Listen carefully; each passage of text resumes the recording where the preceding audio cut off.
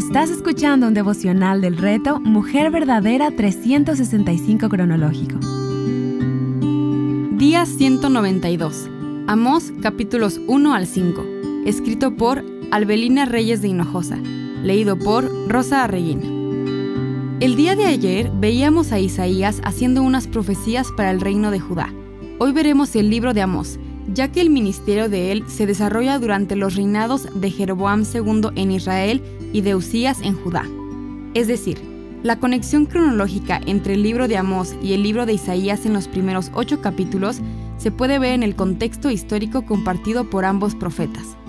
Ambos ministerios proféticos tuvieron lugar durante el periodo del reino del norte de Israel y el reino del sur de Judá, alrededor del siglo 8 a.C.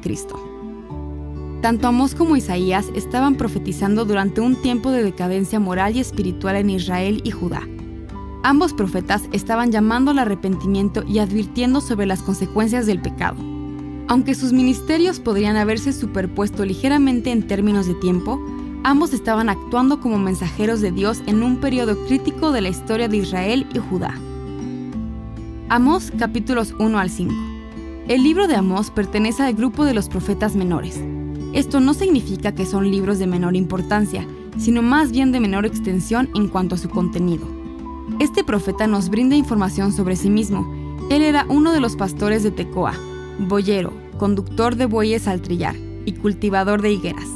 Dios lo llamó como profeta para ministrar su palabra primordialmente a las tribus del norte de Israel. Esto sucedió en los días de Uzías, rey de Judá, y en días de Jeroboam, rey de Israel. Esto nos lleva a ubicar el ministerio de Amós entre 793 y 739 a.C. Aunque el pueblo gozaba de una aparente paz y prosperidad, la realidad era que sus corazones estaban llenos de pecado y desobediencia. Practicaban la ley y los actos ceremoniales, pero sus corazones estaban muy lejos de Dios. Veamos juntas un panorama general de los primeros 5 capítulos. Capítulos 1 y 2.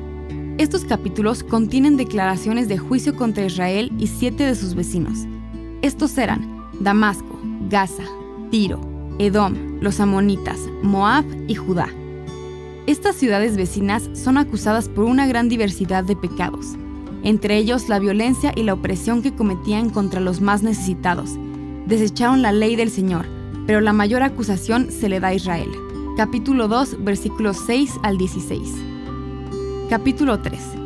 Este capítulo nos enseña sobre el castigo que vendría a Israel, pueblo que Dios había elegido para sí, y que no supo valorar las obras que había hecho en sus vidas, entre ellas sacarlos de la tierra de Egipto. Capítulo 3, versículo 1. El Señor le dice en el versículo 10, no saben hacer lo recto, acumulan violencia y destrucción. Capítulo 4. Continuamos viendo aún más del pecado que había entre el pueblo. Oprimían a los pobres y quebrantaron al menesteroso.